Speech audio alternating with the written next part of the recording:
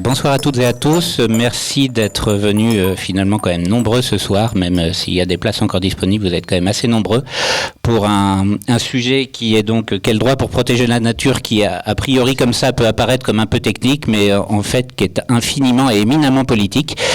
Je dis souvent, j'ai fait des études de droit pendant 6 ans, et ce qui m'a épaté, c'est que il y a que la dernière année où on a fait vraiment du droit de l'environnement. Et ce que je trouvais dingue, c'est qu'il y a entre 200 et 300 textes depuis les années 70 qui ont été mis en place pour défendre l'environnement. Enfin, je ne vais pas tous les citer là, mais par exemple, vous avez la Convention de Ramsar sur les zones humides de 71, vous avez le protocole de Montréal, vous avez plein de textes comme ça qui existent depuis les années 70, et on s'aperçoit que la plupart des gens ne le savent pas. On s'aperçoit que encore aujourd'hui, toujours, ces textes semblent pas avoir de valeur juridique par rapport au droit des affaires ou au droit du commerce sur la scène nationale comme sur la scène internationale.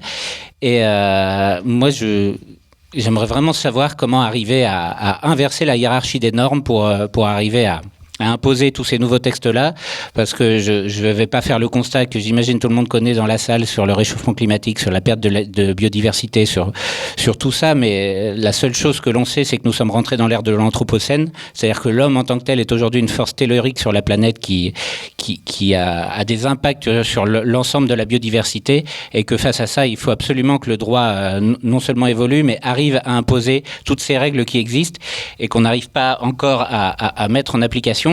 Donc je voulais commencer par Valérie Cabane, donc qui est juriste internationale spécialisée sur les droits humains, qui a beaucoup travaillé notamment sur l'écocide, et qui vient de sortir un livre qui s'appelle Un nouveau droit pour la Terre, et qui connaît bien tous ces sujets-là.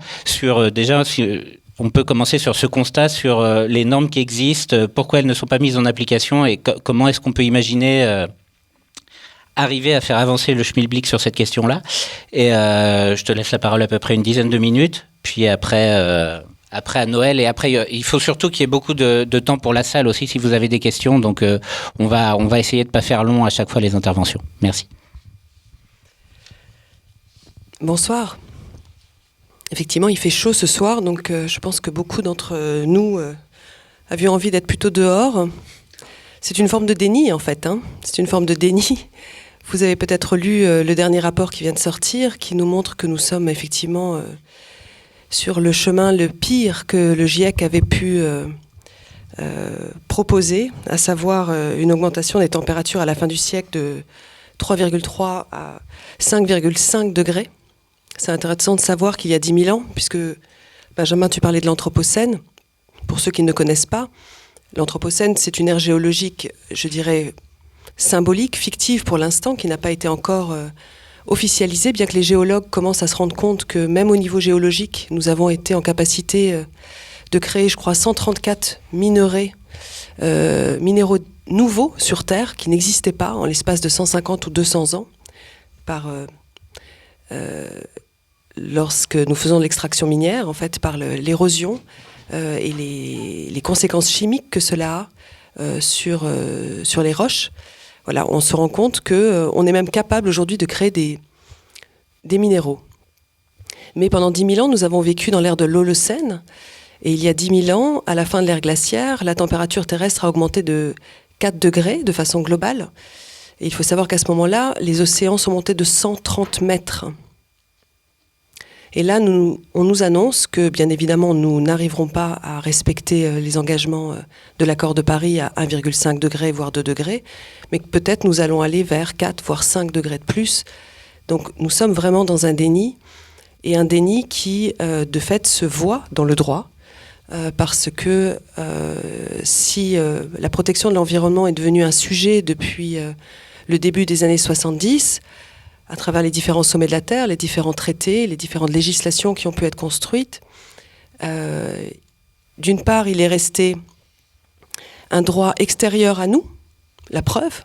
Nous parlons d'environnement, quelque chose qui nous est extérieur et qui n'inclut pas l'humain véritablement au sein de cette nature dont cette humanité est issue de la nature. Nous sommes la nature, mais nous ne l'avons pas du tout inscrit dans le droit parce que nous ne l'avons pas nous-mêmes vraiment dans notre conscience. Là, je parle des Occidentaux. Ça, c'est une première chose. Donc, nous essayons de protéger l'environnement dans des cases. Nous allons protéger les orchidées, nous allons protéger les espèces migratrices, nous allons protéger éventuellement l'Arctique au mieux, mais nous ne regardons pas du tout le vivant dans sa dimension écosystémique.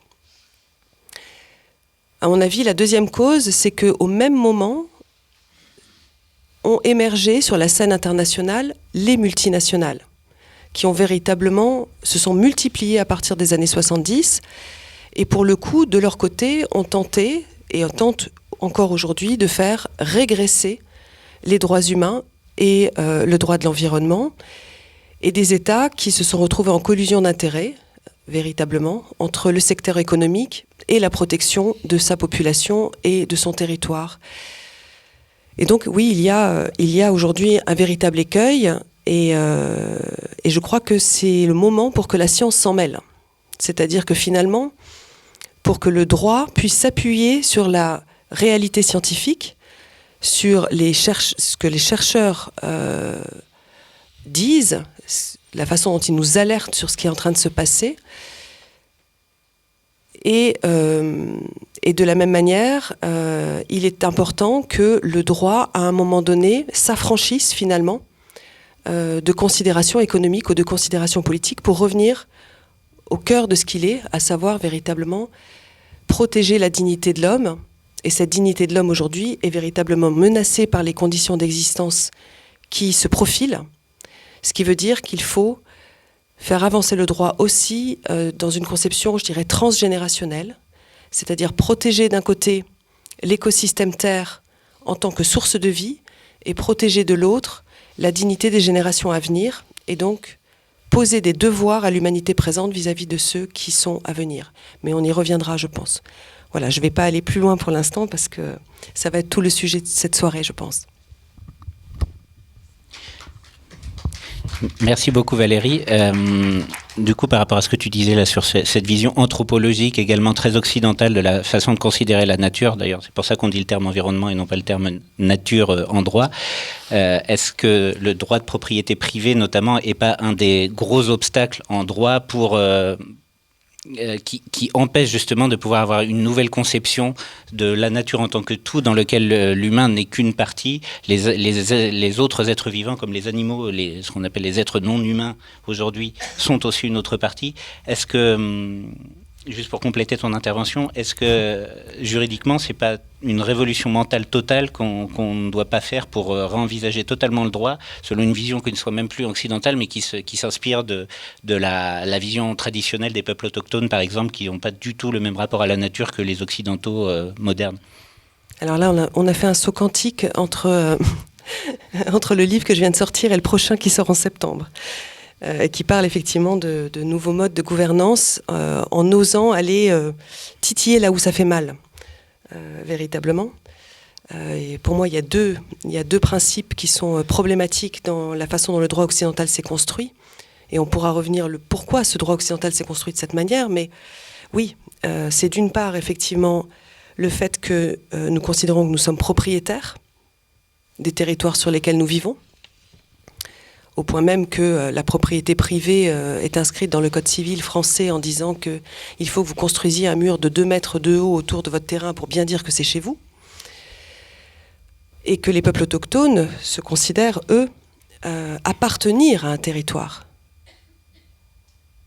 dont ils ont juste l'usufruit, et un usufruit partagé avec le reste du vivant, avec qui ils ont appris depuis des millénaires à composer et surtout à comprendre ce lien d'interdépendance dont ils ont besoin pour que l'écosystème dans lequel ils vivent puisse se régénérer, puisse perdurer, puisse évoluer et puisse effectivement continuer à leur donner leurs moyens d'existence et pas seulement, leur médecine bien évidemment, et des savoirs qui vont au-delà, puisqu'il y a une dimension spirituelle chez les peuples autochtones dans la relation qu'ils ont avec la nature. Donc oui, la propriété privée est un problème, et il ne s'agit pas de revenir au marxisme, puisque Marx n'a jamais dit que la propriété privée était un problème. Il a simplement dit qu'il fallait réfléchir à comment se réapproprier les biens de production collectifs, mais que la propriété privée était un principe indérogeable pour l'homme.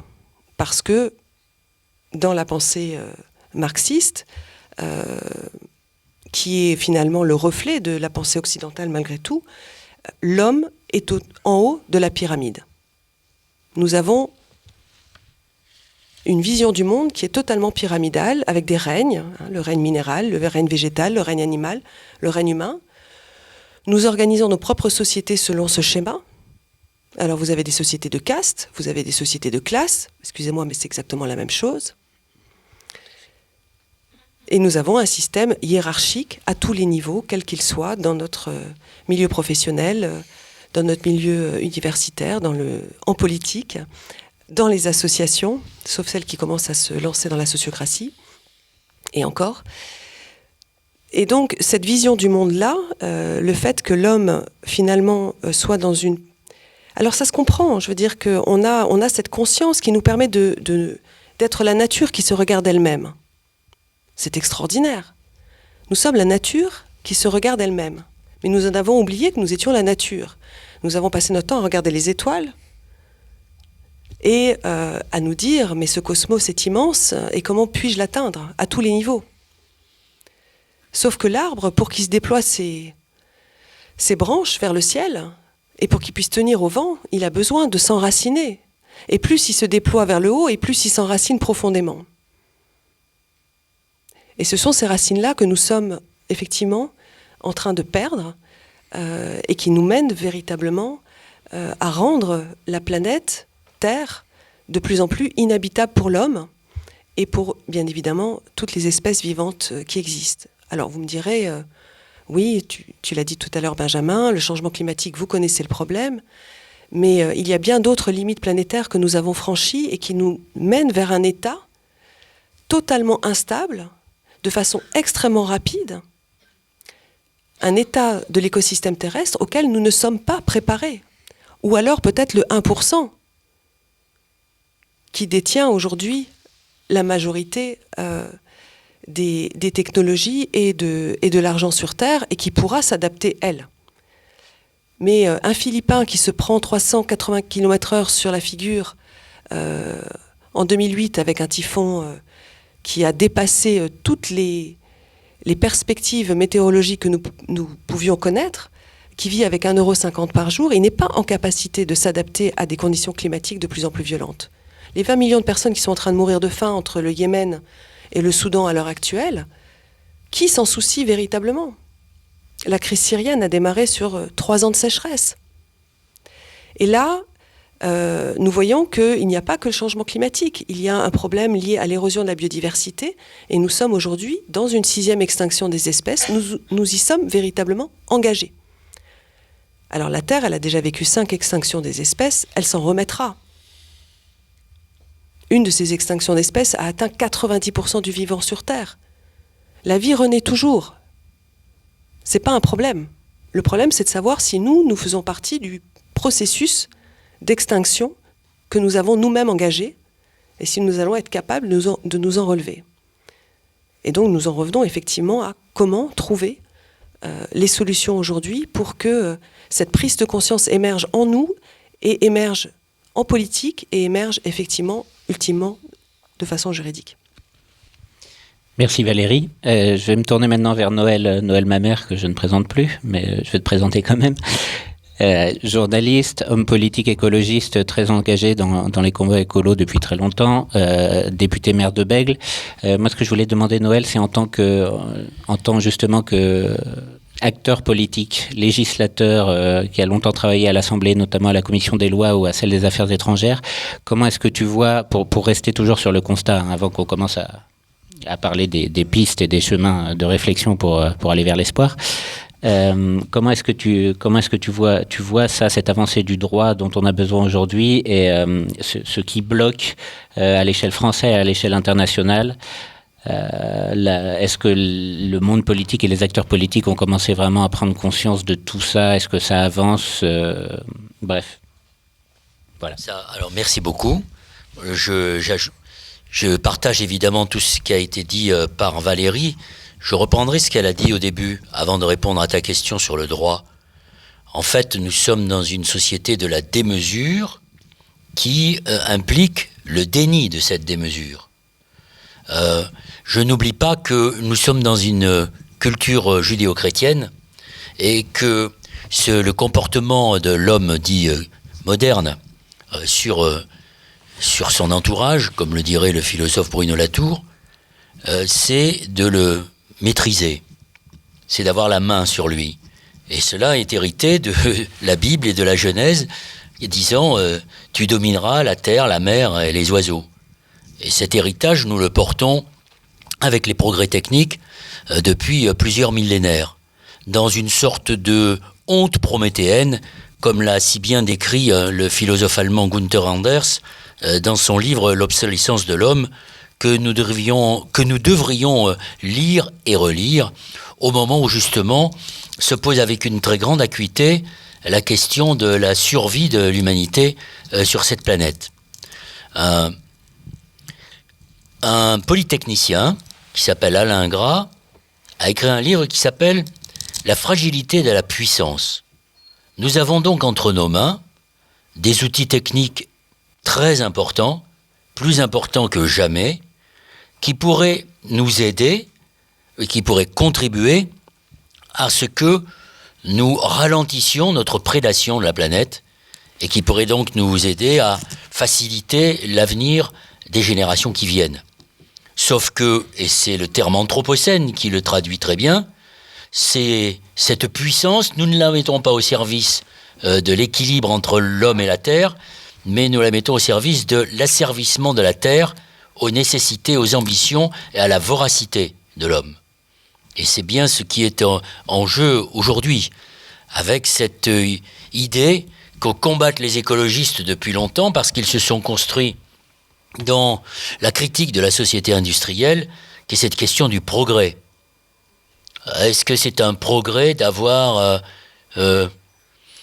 artificialisé la nature avec des organismes génétiquement manipulés qui entraînent des conversions, en tout cas des mutations irréversibles dans ce que nous mangeons ou dans ce que nous cultivons, et qui entraînent bien sûr derrière des mensonges absolument effroyables, tendant à faire croire que, par exemple, des grandes multinationales, il n'y a pas que Monsanto, il y a Pioneer, Syngenta et bien d'autres, nous visant à nous faire croire que tout cela est fait pour le bien-être de l'humanité, en particulier pour lutter contre la faim dans le monde.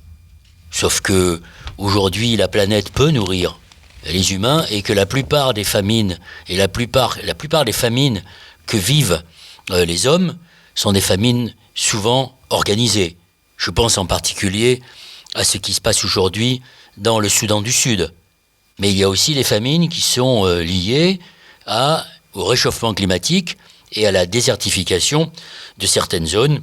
Et comme l'a très bien souligné Valérie tout à l'heure, un des facteurs que l'on n'a pas du tout, que l'on a beaucoup négligé dans l'explication de la situation en Syrie, c'est effectivement cette succession de 3 ou 4 sécheresses même qui a contribué à vider les campagnes, à faire que un lumpenprolétariat est arrivé dans les villes et a effectivement créé les conditions d'une forme de subversion et de critique du régime. Je vous recommande d'ailleurs très vivement la lecture d'un livre d'un Allemand qui s'appelle Harald Welzer, qui a écrit « Les guerres du climat ». Car on explique beaucoup de guerres par des phénomènes de religion ou des phénomènes de lutte ethnique. Ils font que se greffer sur ce qui est l'origine exacte de ces guerres, qui sont en fait souvent des guerres liées au climat. Et donc il y en aura d'autres, il y en aura beaucoup d'autres, et il y aura beaucoup d'hommes, de femmes et d'enfants, tels que ceux que nous voyons se noyer dans le cimetière de la Méditerranée, qui viendront, qui fuiront des pays dans lesquels ils ne pourront plus habiter. Et voilà qu'il faut que nous nous interrogions sur le droit pour répondre à la question de Benjamin. Aujourd'hui, il existe un statut du réfugié, c'est la Convention de Genève de 1951.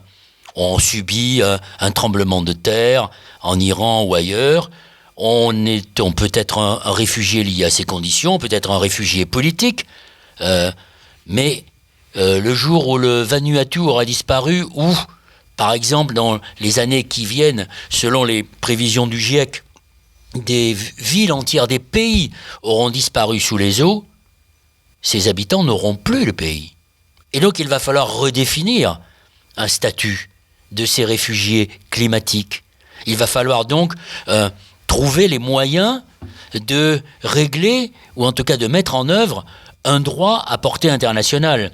C'est la raison pour laquelle, quand Benjamin m'interroge sur qu'est-ce qu'on peut faire en France, je crois qu'il faut arrêter avec cette idée simpliste, cette idée perverse, selon laquelle nous pourrions répondre aux problèmes du temps, aux problèmes de la planète, aux enjeux, aux défis qui est devant nous, uniquement avec nos petits bras musclés de Français. Mais le niveau à minima, c'est au moins l'Europe. Voilà pourquoi nous sommes un certain nombre dans ce pays à dire qu'on ne jette pas le bébé avec l'eau du bain, mais que l'Europe doit être un outil de construction du droit. Et si le slogan des écologistes s'intitule « Nous n'avons qu'un seul monde », derrière ce titre se cache, ou en tout cas avance, l'idée que si nous n'avons qu'un seul monde, nous devons être solidaires. Et donc nous n'avons pas le droit d'accepter, par exemple, que 48 personnes soient aussi riches que la moitié des habitants de cette planète. Nous n'avons pas le droit d'accepter qu'il y ait aujourd'hui des injustices écologiques. Donc ça veut dire qu'il faut s'interroger sur la question de la dette écologique, des injustices environnementales, qui sont en général liées aux injustices sociales, avec ces malheureux Philippins ou bien d'autres qui sont victimes de ce que j'appelle la double peine. Et effectivement, nous ne pouvons pas rester en nous disant que pour réguler ce monde, on va le réguler par le marché. Non, nous sommes tous, enfin en tout cas derrière cette table je le pense, favorables à dire que la mondialisation, elle existe, que oui, nous n'avons qu'un seul monde, qu'on ne va pas le nier, qu'on ne va pas rétablir des frontières, surtout à la méthode Poutine, mais qu'il faut tenir compte de ce que maintenant, grâce à Internet et grâce à un certain nombre de réseaux, nous savons que nous devons être solidaires, et nous savons que dans ce que l'on appelait au XVIe siècle hic sunt leones, là où sont les lions, c'est-à-dire ces terra incognita, il n'y a plus de terra incognita aujourd'hui. Et donc nous avons parfaitement conscience des inégalités de la condition humaine de ceux qui sont dans ces terres que nous avons spoliées bien souvent, auxquels nous avons arraché leurs hommes et leurs enfants pour en faire des esclaves, et que nous continuons d'exploiter avec ce qu'on appelle l'extractivisme. Et donc il faut bien que nous posions les fondements du droit et que nous régulions par le droit. Voilà pourquoi il est difficile il serait irresponsable de penser qu'on ne peut répondre que par le local. Oui, c'est vrai, penser global et agir local. On a fait des petits pas, Valérie l'évoque dans son excellent bouquin, Un nouveau droit pour la Terre. Je pense en particulier à cette notion pour laquelle nous nous sommes battus de préjudice écologique, qui a été fixé par les législateurs français après la catastrophe de l'Erika. C'est un premier pas, mais le combat que nous menons depuis longtemps, un certain nombre d'entre nous, c'est d'instituer la notion de crime écologique. L'écocide est un crime écologique, évidemment.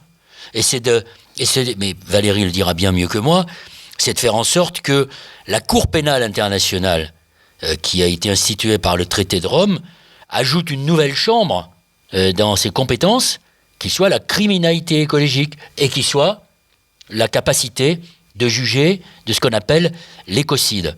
Alors, on en discutait tout à l'heure avec Valérie. Valérie va vous expliquer que beaucoup de progrès ont été faits, qu'il y a des initiatives qui ont été prises. Vous en connaissez certaines d'entre elles, parce qu'elles ont franchi le mur des médias qui est resté tout le temps, pendant très longtemps, insensible à ces questions. La dernière en date est ce qui s'est passé en Nouvelle-Zélande, avec la reconnaissance du statut de cette rivière par le gouvernement néo-zélandais, reconnaissant ce qu'est la cosmogonie des Maoris.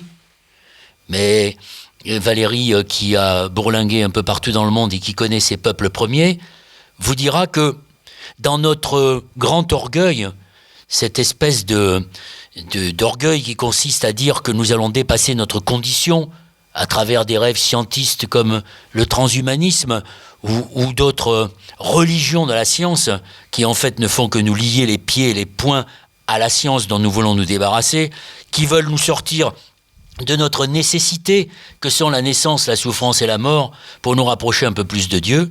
Ben, nous savons très bien que on peut s'en rapprocher un peu, mais qu'on n'y arrivera jamais parce que l'homme n'est pas Dieu. L'homme, il est inscrit dans sa logique qu'il est fini. Mais il n'est pas obligé de s'autodétruire et de précipiter sa finitude. C'est la raison pour laquelle peut-être que notre salut, je n'aime pas beaucoup cette expression qui est une expression religieuse, il vaut mieux avoir une conception séculière de la société et du rapport de l'homme à la terre, mais peut-être que notre salut viendra de ces peuples que nous avons soumis, que nous avons colonisés, que nous avons humiliés, sur lesquels nous avons pratiqué des génocides. N'oublions pas que les États-Unis d'Amérique se sont construits sur 2 génocides, enfin sur le génocide des Indiens et sur la mise en esclavage des Africains, avec la complicité de certains pays comme la France. Ces peuples, dans leur cosmogonie, effectivement, sont en fusion avec la nature, avec leur entourage, comme le dit Bruno Latour. Et nous apprenons chaque jour un peu plus de ce que leur culture, de ce que leur conception du monde et de la place de l'homme dans la nature, nous apprenons chaque jour un peu plus ce que cela pourrait nous apporter.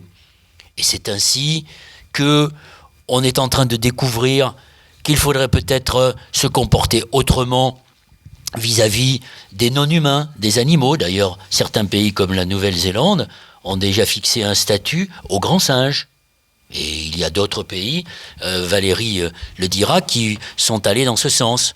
Et maintenant, franchir un pas supplémentaire en pensant que l'homme n'est pas le centre de la nature, qu'il en est qu'un des éléments. Et qu'à ce titre, il ne peut pas prétendre construire le droit et le marché, si je puis dire, uniquement par rapport à ses propres intérêts. Et c'est sans doute ce travail qui est devant nous aujourd'hui. Pour conclure provisoirement ce que je vous dis, c'est vrai que c'est compliqué. Et c'est vrai qu'aujourd'hui, le rapport de force, il n'est pas en faveur de ceux qui veulent rééquilibrer le rapport de l'homme à la nature. Parce qu'il y a des intérêts puissants, des intérêts d'État, comme l'a dit Valérie, souvent liés à des intérêts privés, des lobbies de la finance, des lobbies de l'industrie, des lobbies de la science avec la complicité de scientifiques dans le cadre de conflits d'intérêts, des lobbies internationaux, bref, des gens dont le seul objectif est d'engranger du fric, des profits à court terme, sans se préoccuper, selon les vieilles méthodes de Ponce Pilate, de ce qui va pouvoir nous arriver à nous et à nos enfants. Voilà pourquoi, quand Valérie parle de justice transgénérationnelle, le combat qu'elle mène avec d'autres scientifiques et d'autres juristes à travers le monde est très important, parce que on ne peut pas s'exonérer de la responsabilité qui est la nôtre sur la situation dans laquelle on se trouve et sur ce qu'on laissera à nos enfants. Oui, c'est pour ça que c'est intergénérationnel. C'est pour ça que l'écocide a un côté très subversif, cette notion. Mais en même temps, elle est sans doute la voie de l'avenir. Et je crois qu'on peut dire aujourd'hui que cette notion qui progresse petit pas par petit pas, mais qui maintenant a un caractère international et planétaire, peut infuser les sociétés et contribuer à faire évoluer les politiques publiques et les politiques qui, c'est vrai, il faut le dire, ne sont pas très, très conscients de tous ces enjeux, tant il est vrai que nous sommes entrés dans une société victime de 3 poisons que sont la tyrannie de l'émotion, la simplification et la dictature de l'instant.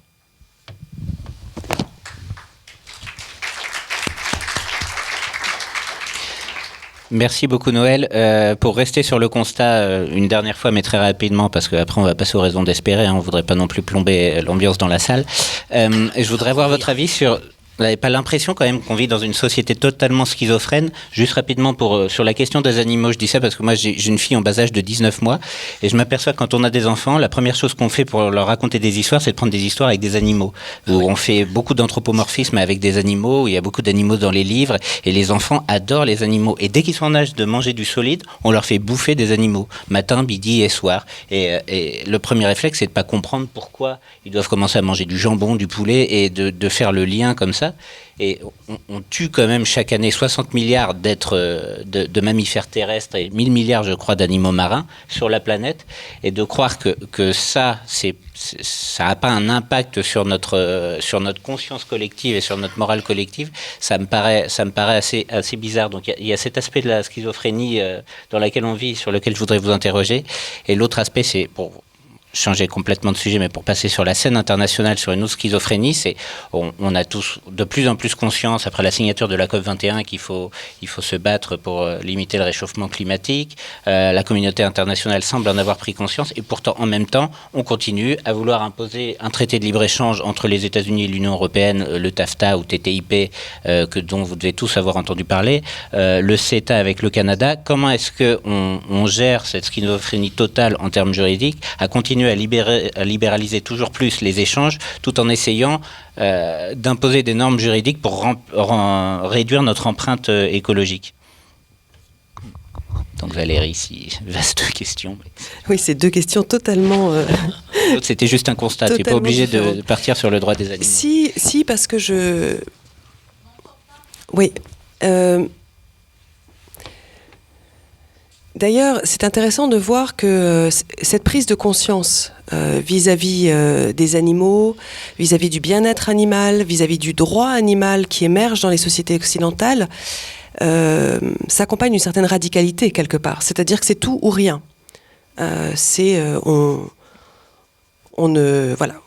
mange des animaux ou on n'en mange pas du tout. Et je crois que ce qui m'interpelle beaucoup, par exemple avec les enfants, mais même avec nous-mêmes, c'est qu'en fait, on ne sait plus que l'on mange un animal.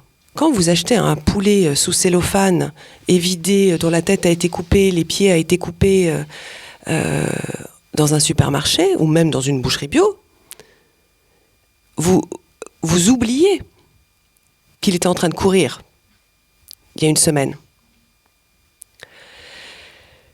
Et là, on rentre effectivement dans une forme de schizophrénie.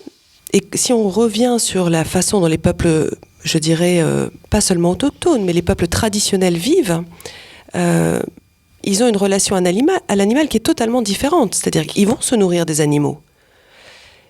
Mais ils continuent à les considérer comme leurs frères et leurs sœurs.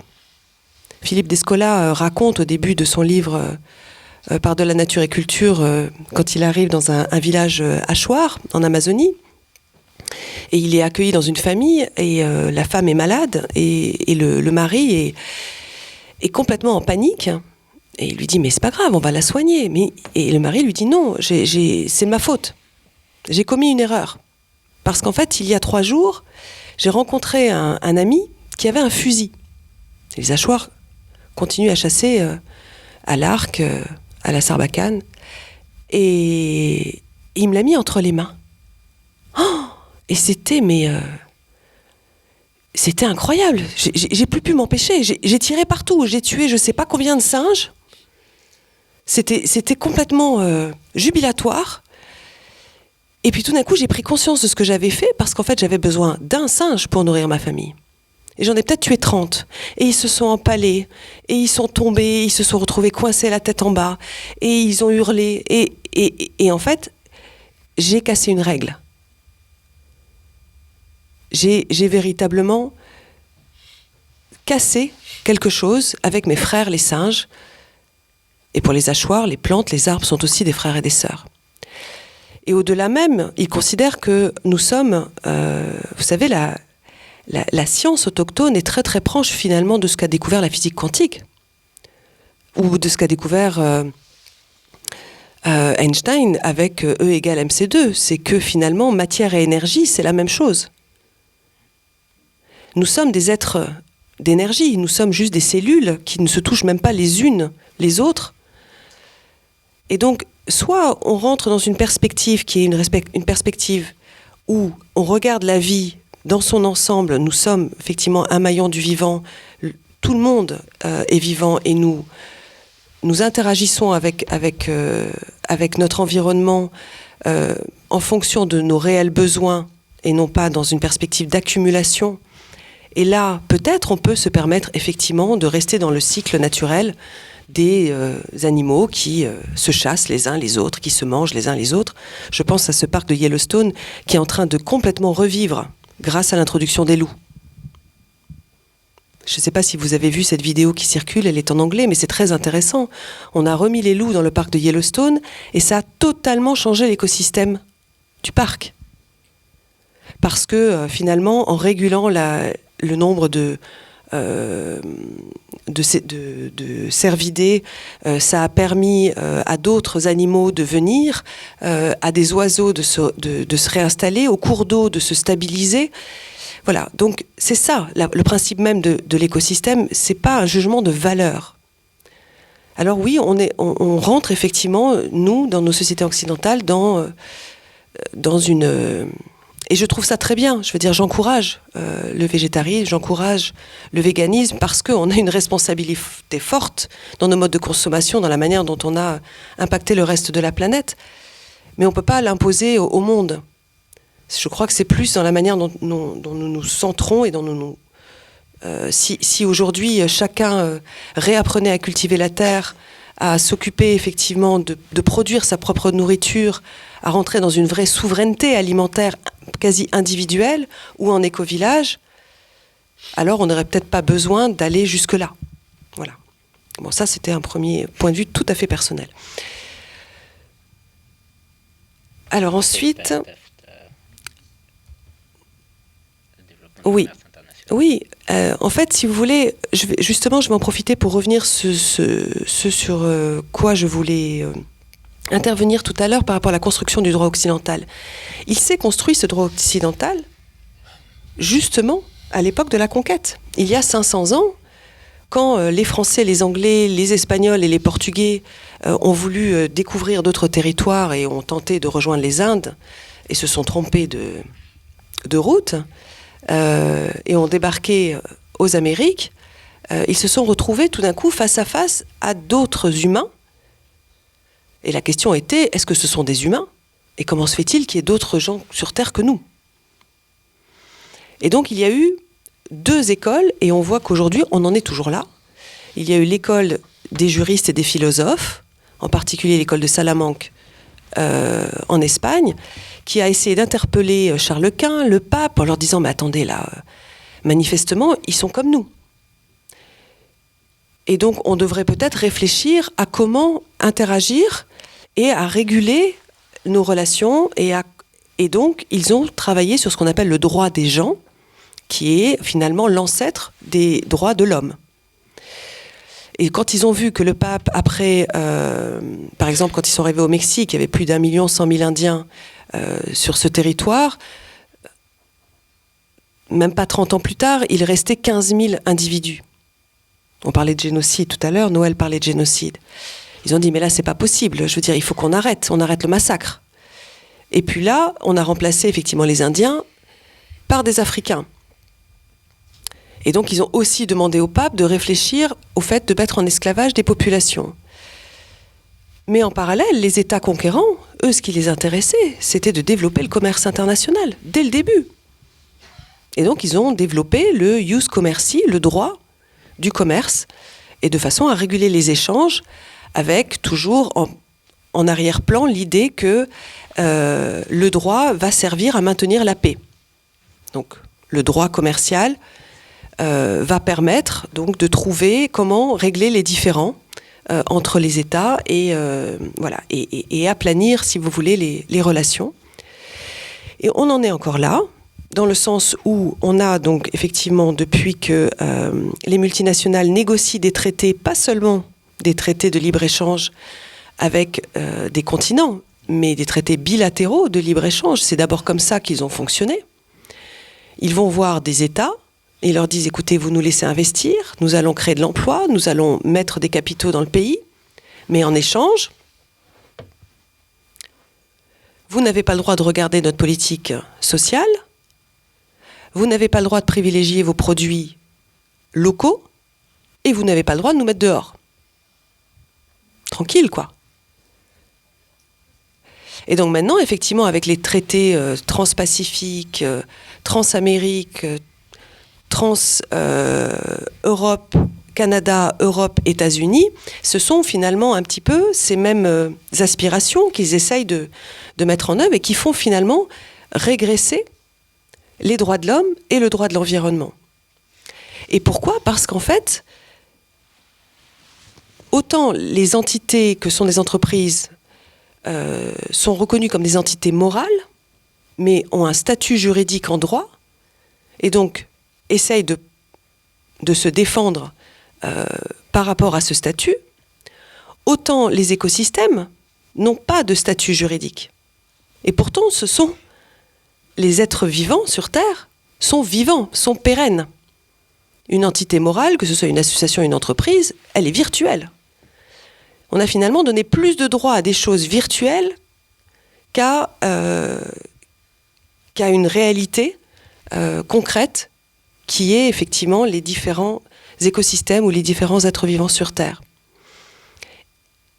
Et en plus, les citoyens ne peuvent pas ou très difficilement se retourner contre les multinationales qui sont des hydres à plusieurs têtes et qui se débrouillent toujours pour, quand elles sont acculées dans un pays face à une cour, demander à ce que le jugement soit fait ailleurs, là où ça leur est plus bénéfique. C'est ce qui s'est passé, par exemple, lors du procès entre l'Équateur et Texaco Chevron, qui a pollué pendant 26 ans l'Équateur et qui a refusé de se soumettre finalement au jugement du juge équatorien, qui leur réclamait 19 milliards de dollars, qui a fait rejuger le procès, qui a réussi à obtenir une amende de moitié et qui finalement a encore refusé de les payer. Et au final, ça s'est traité où ? Ça s'est traité à la Cour de justice internationale, entre l'État et la multinationale, mais à aucun moment les citoyens ont pu revendiquer qu'ils avaient été des victimes. À aucun moment. Alors, il y a des juges courageux, par exemple un juge au Canada qui a dit « Mais attendez, Texaco Chevron, je crois qu'ils ont 15 milliards d'actifs à Calgary, ils en doivent 9. Moi, je vais saisir les actifs canadiens. Après tout, on va jouer le jeu. Vous voulez jouer à être à plusieurs endroits en même temps et à échapper à vos responsabilités. Voilà, moi, je vais peut-être essayer de saisir ces actifs. C'est en cours. » Et donc, il manque clairement quelque chose dans le droit aujourd'hui qui permette, aux citoyens, aux victimes humaines, de demander à des multinationales de rendre des comptes. Ça, c'est un vrai problème. Et puis, il manque donc effectivement aussi le fait que les atteintes les plus graves à l'environnement puissent être reconnues comme des atteintes criminelles, parce qu'aujourd'hui, le statut de Rome qui fonde la Cour pénale internationale, une cour qui n'existe que depuis 2002, je vous le rappelle, elle a mis 50 ans à se construire en s'appuyant finalement sur ce qui est sorti des procès de Nuremberg qui ont permis de définir le crime contre l'humanité, le crime de guerre et puis plus tard le crime de génocide. 50 ans pour arriver à faire que ces crimes deviennent reconnus à l'échelle internationale. Et quand je dis internationale, et ça c'est très important parce que c'est la deuxième chose dont je voulais parler tout à l'heure quand on a parlé de la propriété privée, ça veut dire de façon supranationale, au-dessus des États, et donc au-dessus de la souveraineté des États. La Cour pénale internationale aujourd'hui, normalement, est en capacité de lever l'impunité des chefs d'État et des chefs de guerre, et de ne pas se soucier de la souveraineté nationale. C'est la seule instance au monde qui a cette capacité-là. Elle n'en use pas facilement. Mais en ce qui concerne le crime d'écocide, puisqu'on demande aujourd'hui à ce qu'il y ait donc un 5e crime international qui soit reconnu, et qui soit reconnu comme un crime contre la paix, puisque de fait, menacer l'habitabilité de la Terre, menacer la sûreté de la planète va engendrer un chaos, va engendrer des conflits de plus en plus récurrents, ce crime d'écocide puisse devenir un crime reconnu de façon supranationale et que puisse être aussi jugé par cette Cour pénale internationale des dirigeants d'entités morales, des dirigeants par exemple de multinationales ou d'entreprises. Alors c'est vrai que quand on a lancé cette idée-là il y a quelques années, on nous prenait un peu pour des fous. On disait mais attendez, alors 1, plus de souveraineté nationale, 2, on s'attaque aux dirigeants de multinationales, 3, vous voulez donner finalement à travers la reconnaissance du crime d'écocide, c'est-à-dire de protéger l'écosystème Terre, en particulier les communs planétaires que sont les océans, les pôles, l'atmosphère, mais aussi les systèmes écologiques terrestres, des droits à la nature. Et en plus, vous voulez, parce que c'est dans le texte que l'on propose, clé en main, que l'on puisse effectivement poser l'incrimination d'écocide quand une atteinte à l'environnement n'a pas forcément de victime directe là tout de suite, mais risque d'en provoquer dans le futur. Et donc de reconnaître finalement certains droits aux générations futures. Mais à notre grande surprise, vous avez entendu parler du tribunal citoyen contre Monsanto ? Nous avons co-organisé à plusieurs ONG un tribunal citoyen à la façon Russell et Sartre. Vous savez, c'est ce tribunal citoyen qui avait été organisé à la fin de la guerre du Vietnam et qui a permis de démontrer les crimes de guerre qui avaient été commis et qui n'étaient pas jugeables par le droit à ce moment-là. C'est-à-dire finalement de montrer les écueils du droit.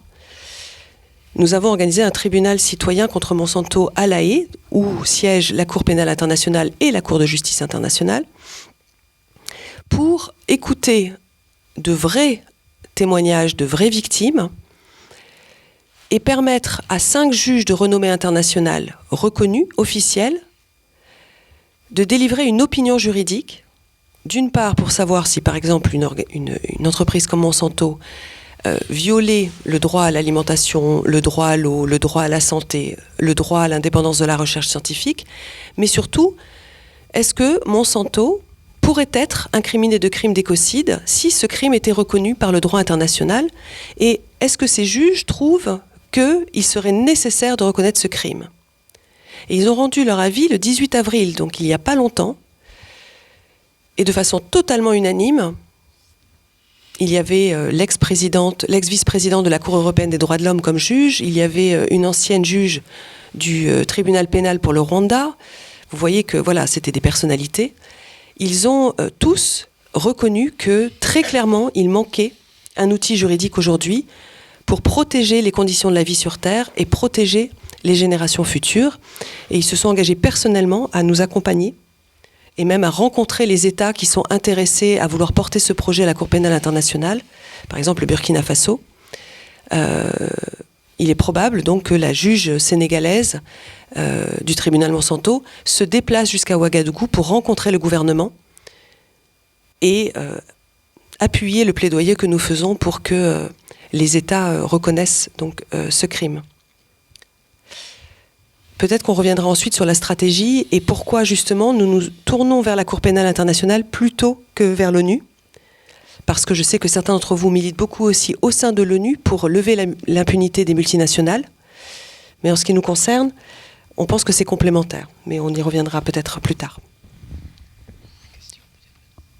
Ok, merci beaucoup Valérie. Juste une rapide intervention, Noël, sur la question justement de la responsabilité des multinationales, parce que dans la législature qui s'achève à l'Assemblée nationale, le groupe écologiste s'est battu pour une proposition de loi sur ce sujet. Oui, une proposition de loi qui a été adoptée, mais avec des limites, sur la responsabilité sociale et environnementale, et notamment sur le fait qu'on pouvait s'attaquer à des filiales de grands groupes qui sont installés au Bangladesh, en Éthiopie ou ailleurs.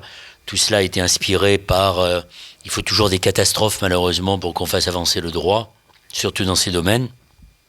Et c'était en réaction à ce qui s'est passé au Bangladesh dans l'affaire dite du Rana Plaza, qui a tué 1100 ouvrières et ouvriers du textile et qui travaillaient pour des compagnies françaises et européennes. Mais on est encore très loin de cette responsabilité sociale et environnementale que l'on pourrait appliquer aux multinationales qui, comme l'a très bien dit Valérie, sont très malines, hein, donc elles sont très bien organisées, elles ont de très bons juristes à leur service et sont capables de changer leur raison sociale pour ne pas être qualifiés de responsables. Donc il ne faut pas croire que le combat qui est mené par Valérie et par d'autres juristes internationaux est un combat facile. Je vous disais tout à l'heure que le rapport de force n'est pas en la faveur de ceux qui défendent le droit, mais en même temps, il commence à s'équilibrer. Je pense d'ailleurs que la publicité, entre guillemets, qui a été donnée au tribunal Monsanto, puisque c'est ainsi qu'on l'a appelé, dans les médias, est un élément qui peut contribuer à faire avancer cette notion de droit et donc comme le disait un de mes copains, il y a dans le monde et en France une sous-pénalisation de la criminalité écologique. Donc vous avez des grandes sociétés qui pratiquent des pollutions énormes et qui sont finalement très peu condamnées. Donc elles s'en fichent, elles vont payer, mais elles peuvent continuer. Je ne sais pas si vous avez lu l'autre jour dans Le Monde le compte-rendu, enfin pas le compte-rendu, mais le papier consacré à une série de rapports qui ont été établis par des scientifiques sur le développement des algues vertes et sur ce que les algues vertes ont provoqué, les morts qu'ils ont provoquées aussi bien d'humains que d'animaux. Eh bien, aujourd'hui, il est impossible, dans l'état actuel, il y a un citoyen qui se bat, quelqu'un qui a de la famille de quelqu'un qui est mort à la suite de cette intoxication par les algues vertes, et il mène un combat qui est très difficile.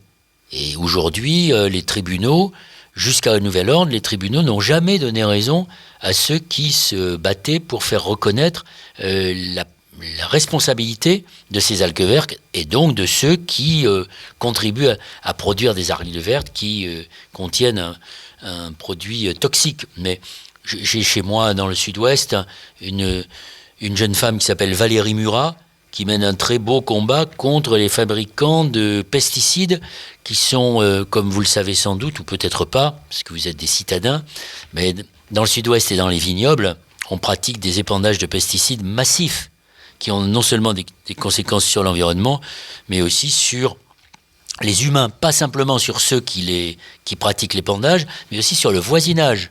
Il y a, dans le sud-ouest, chez moi, il y a à peu près 140 écoles qui se trouvent à 50 mètres de pièces de vignes dans lesquelles on pratique l'épandage. Là encore, sous la pression des lobbies, nous avons essayé à l'Assemblée nationale de faire voter une loi pour réduire cet épandage, mais sous la pression des lobbies, en particulier de syndicats comme la FNSEA, enfin pas comme, de la FNSEA, la loi n'est pas allée jusqu'au bout. Et donc il y a aujourd'hui encore des menaces sur la santé des enfants, des parents et de ceux et du voisinage.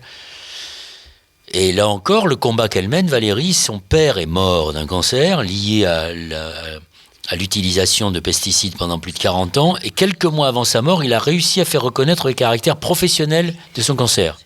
Et aujourd'hui, sa fille se bat pour faire reconnaître la responsabilité des sociétés qui produisent ces poisons. C'est un combat, encore, très difficile. Mais comme dit l'autre, on ne perd que les combats que l'on ne mène pas. Voilà, il n'y a pas... Et je voudrais simplement, sur les circuits de l'escalier, tout à l'heure, Valérie disait à juste titre, on ne peut pas imposer les choses.